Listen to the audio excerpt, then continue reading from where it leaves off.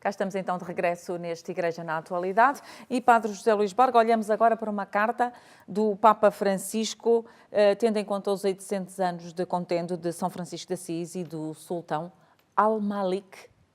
É bom este encontro com o mundo árabe e com também, vamos dizê-lo, com a fé islâmica, que isto vem na linha do encontro que o Papa também teve nos Emirados Árabes Unidos, que foi convidado e aceitou. Agora mandou uma carta para as celebrações destes tais 800 anos do encontro do Papa do São Francisco de Assis.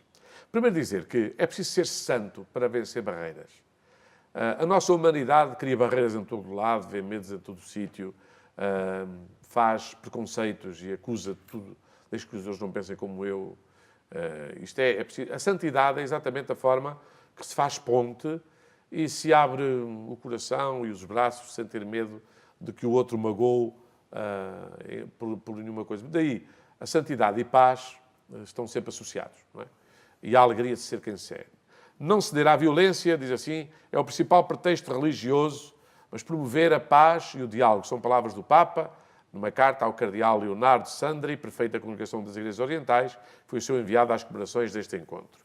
As duas coisas que se pretendem, diálogo, para não acontecer que a gente nem sequer escuta o que o outro está a dizer, e às vezes, como dizia o bom Papa João XXIII, as nossas diferenças são só nas nossas ideias. No resto somos todos iguais. E ele vai dizê-lo que, mesmo relação, quer com o judaísmo, quer com o islão, há de ser feito a partir da procura do bem das pessoas, do concreto das pessoas. E não fazer da religião uma forma da gente estar em violenta relação, que nem dialoga, mas acusa, que caracteriza os outros como sendo a personificação do diabo. A santidade é a tal forma da gente estar, vamos dizer assim, pouco ingenuamente, porque é maduramente, diante das dificuldades, de forma a que elas não sejam a razão da nossa inquietação. Porque, e não sejamos ingênuos, muito do que é a nossa violência é resultado dos nossos medos. Quem não tem medo, não morde. Até os animais é assim. Não? Os animais, quando têm medo, é que primeiro ladram e depois, se puderem, mordem. Porque estão com medo. Quando Cristo diz, não tenhais medo, eu estou convosco. Os cristãos deviam ser os primeiros a não ter medo do diálogo. Mas é interessante porque também aqui é uma forma de anunciar o Evangelho de Jesus Cristo. Não é um diálogo de uma tolerância. Olha, cada um... Isto é... De religião não se discute. Não é? Como o outro também dizia, a minha casa há paz porque não se discute nem futebol, nem religião. Já agora nem política. E já agora também nem economia. E já agora também nem cultura, porque os gostos não se discutem. Cada um olha para o seu telemóvel e pronto. Está feito. Ora, isto não é a maneira de estarmos na vida. E, portanto, acreditar que às vezes, até as vezes que eu me encontrei, por exemplo, com o Sheikh Munir, além de ter sido um encontro muito cordial, foi enriquecedor. É sempre enriquecedor. E, portanto, o ver o ponto de vista do outro é sempre importante. Ora, São Francisco de Assis, talvez por acreditar numa paz que não é fruto dos calculismos humanos, mas de uma tal edificação de uma igreja que é pobre. E é pobre. Os pobres sabem que precisam uns dos outros. Só os ricos é que se fecham em grandes muros e alarmes e tudo mais, achando que não precisam de ninguém. Os outros só metem medo. Quando a gente diz o inferno são os outros, tem estas coisas todas. O pobre, ele tem...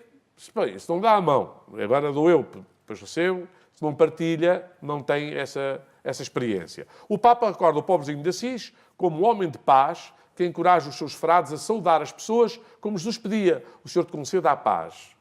Faça brilhar sobre ti o seu olhar. Isto é do livro do Deuteronómio. Não é? Tinha entendido com o coração que todas as coisas tinham sido criadas por um só Deus, um só Criador, o único que é bom e que Ele é um Pai comum para todos os homens. Portanto, se eu acredito, sabe, Pai Nosso, também é o Pai dos meus irmãos muçulmanos. E eles dizem assim, mas eles não pensam assim. E como é que vão pensar se eu não mostrar que é assim que se pensa correto? Certo? No fundo, esta é a razão. A melhor maneira. Daí que o São Francisco não meteu medo ao sultão. Pelo contrário. Conseguiu este diálogo, não é? Então, ele é pai para com todos. Portanto, desejava levar a todos os homens, com espírito jubiloso e fervoroso, a notícia do amor indizível de Deus Todo-Poderoso e Misericordioso. duas coisas, essas duas palavras, todo-poderoso, misericordioso, em que muçulmanos e cristãos não diferem nem um milímetro, nem numa letra.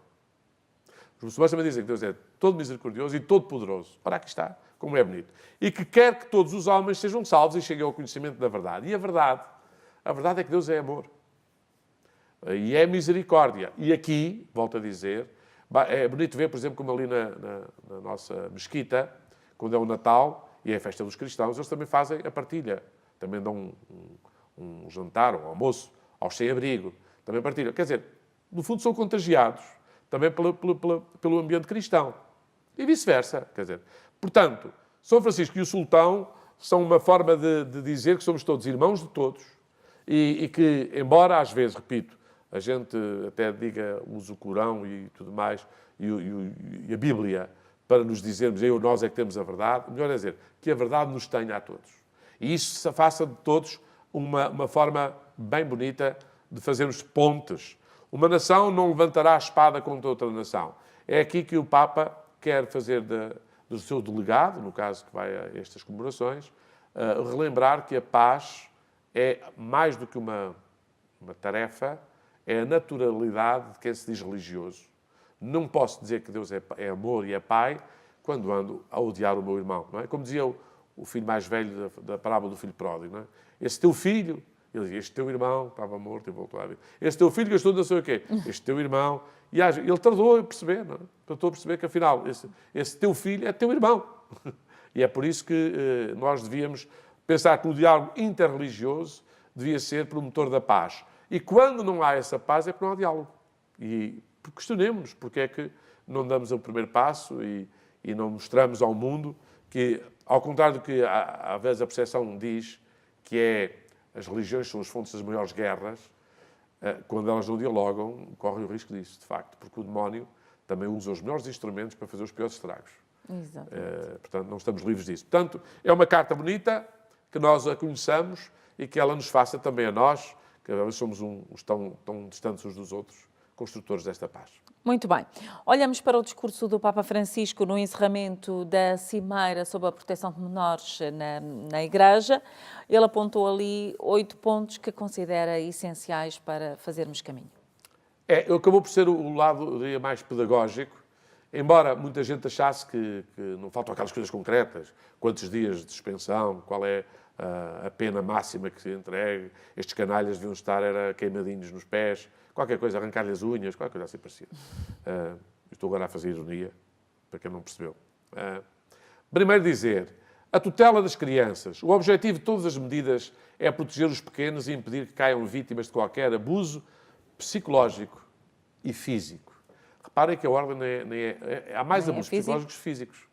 A gente escandaliza-se com abusos físicos e, de facto, não há razão para menos. Mas quando são psicológicos, que é de maneira, no fundo, horrorizar, meter medo, também é abuso. Não é? As crianças antes tinham medo até quase de Deus.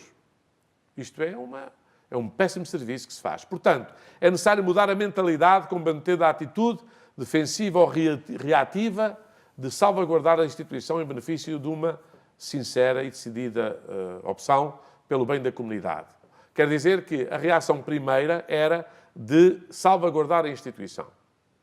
Agora, qual é a intenção? É salvaguardar as crianças. A instituição não precisa que a gente ande aqui a salvaguardá-la, sobretudo quando estamos a usar, ainda por cima, armas do inimigo, que é a mentira, as trevas, o esconder, o ter medo ou causar medo, ou não acudir às pessoas que estão, de facto, violentadas. Isto é o pior contra-testemunho, não é? Que se dá. Diante dos nossos olhos devem estar sempre presentes os rostos inocentes dos pequenos, recordando a palavra do Mestre. Se alguém escandaliza um destes mais pequenos, a melhor seria que lhe atasse, olha, está aqui a técnica, uma dessas mós que movem os moinhos e mandavam-se ao fundo do mar. Quer dizer que morresse. Não é? São inaceitáveis os escândalos, mas ai do homem de quem vem este escândalo. Portanto, acudir às vítimas, mas não deixar de ter também uma atitude que ajude as pessoas que causam estes escândalos também a não ficar nesse... eu acho que esta atitude também não é condenar, às vezes com a água do banho vai o bebê. Porque uma pessoa que, se não é ajudada, ela vai continuar a causar estragos. Exato. Não é? Então, por isso é que a história do mudar também não resolvia. O que fez a maior parte das vezes foi estragar mais ambientes, causar ainda mais escândalo. Porque as pessoas, ainda por cima, quando se sentem à vontade, ainda por cima já libertas do mal que fizeram, dá a ideia que está tudo a conspirar a favor dele. Ainda fica mais aviltada, adensada a sua errada conduta. Seriedade impecável. Gostaria de reiterar aqui que a Igreja não poupará esforços, fazendo tudo o que for necessário para entregar à Justiça cada pessoa que tenha cometido tais delitos. E esta é uma orientação totalmente nova. A Igreja deve entregar aqui à Justiça, à Justiça humana, como é evidente, porque é aí também, portanto, no fundo era retirar a Justiça humana e causar um certo, diria, um conforto, um lugar, diria, lugar de segurança para gente que nem neste aspecto é tratado com a igualdade de cidadania. Portanto, se o Estado, a comunidade, tem respostas para isto, é aqui que se devem fazer. Dentro dos nossos olhos devem estar sempre presentes os rostos... Aqui. A Igreja não procurará jamais dissimular ou subestimar qualquer destes casos. Quer dizer, o conhecimento da Igreja levará, como temos vindo a saber, que se faça o seu processo dentro da Igreja, mas isto não inibe, pelo contrário, que se entregue a quem de direito em termos da sociedade. Terceiro ponto, uma verdadeira purificação. E aqui eu acho que o Papa fala da coisa mais certa. É preciso realizar processos que nesta matéria façam a prevenção dos abusos. É preciso saber onde é que está a causa. E isto é um trabalho que, desde a formação até o acompanhamento dos sacerdotes, à vivência em comum, esta coisa da solidão. Os padres também... Nosso Senhor mandou sempre 2 a 2, nunca mandou 1 a 1. Eu, às vezes, tenho pensado, não é? Se nós, padres, pelo menos, fôssemos obrigados a viver 2 a 2, isso causaria outro tipo de conjecturas, é verdade, ninguém está...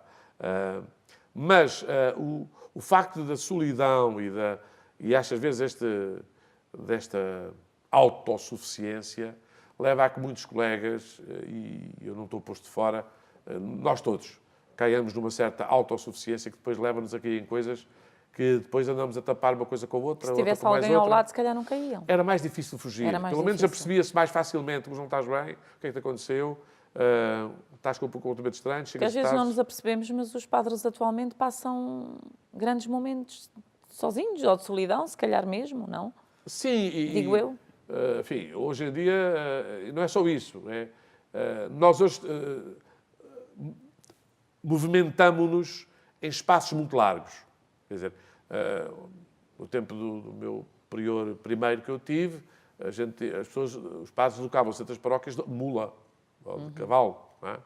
Quer dizer, ir para uma paróquia para outra. Portanto, o espaço era... Estão umas comunidades, muito curtas. Hoje é possível os meus paroquianos, por exemplo, só me verem no dia em que eu estou a atendimento lá. Outros dias eu ando por outras paróquias, ando por outros serviços, venho aqui, eu estou aqui. E, portanto, é muito fácil a gente andar escondidos, sem estarmos muito expostos. Quer dizer, temos uma vida demasiado escondida. E isto é propenso também a muitos desvios, a muitos exageros. Eu lembro padres desaparecidos, outros com problemas de adição no jogo. Enfim, estou a falar só de padres que eu conheço, não é? E depois, quando a gente dá pela coisa, é tarde demais e já está muita coisa. E às vezes é doenças, outras vezes acontecem coisas que agarram-se mais aos gatos e aos cãezinhos e essas coisinhas para compensações. E, enfim, estas coisas do equilíbrio são sempre exigentes para todos nós. Formação, exigências de seleção. Formação que não seja só apontar os defeitos e assim as limitações, mas promover as boas condutas. O Papa, neste aspecto, é um bocadinho pedagógico. A história não é ver as coisas que não tem jeito para padre. É colocar as pessoas como se elas não fossem... Ninguém nasce formatado para isto. Não é? É preciso, diria, juntar, avivar dimensões na vida sacerdotal, desde a oração, a partilha, o diálogo. Quando o Papa diz que, sobretudo os padres novos, os bispos, devem largar tudo e irem visitar, se sabem de alguma coisa, um padre que está em dificuldades, está a falar de uma coisa bem séria. Não é?